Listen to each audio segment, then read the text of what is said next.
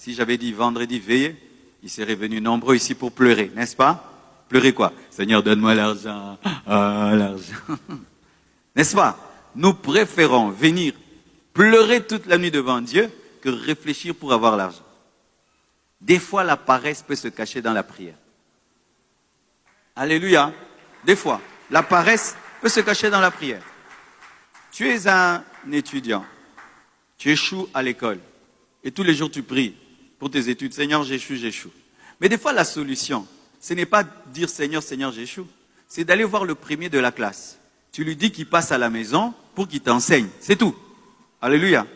Des fois, pour sortir de la pauvreté, ce n'est pas seulement pleurer toute la nuit. C'est regarder dans ta vie. Qu'est-ce que je sais faire?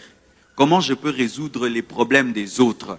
Et tu te mets en route vers les solutions des autres et eux vont te payer parce que tu as résolu leurs problèmes. Je vois des gens qui pleurent même pour $100. $100, tu pleures pour $100. Tu peux aller même voir quelqu'un, tu dis, j'aimerais repasser tous tes habits. Donne-moi tous tes habits, donne-moi tes chaussures, je vais cirer, donne-moi tout, et puis tu me payes $100. Pourquoi vous ne voyez qu'un miracle, vous ne voyez pas un travail? Lorsque tu as opéré dans un système pendant longtemps et il ne marche pas, tu dois le réétudier. Je répète, lorsque tu as opéré pendant longtemps dans un système qui ne marche pas, tu dois le réétudier. Comment?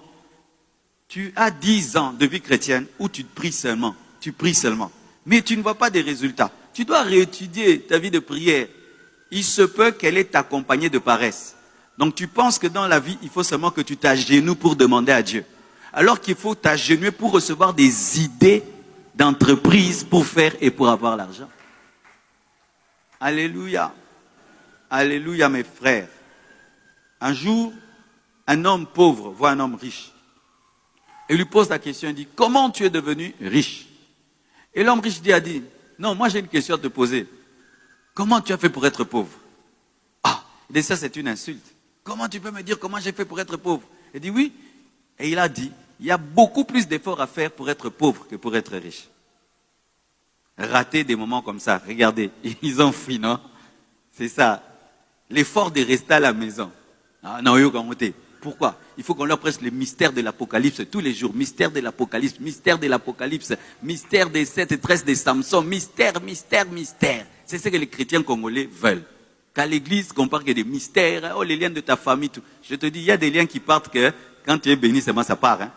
Beaucoup de gens disaient qu'ils avaient des liens. Le jour qu'il a eu le travail, les liens partis. C'était pas les liens, c'était le chômage.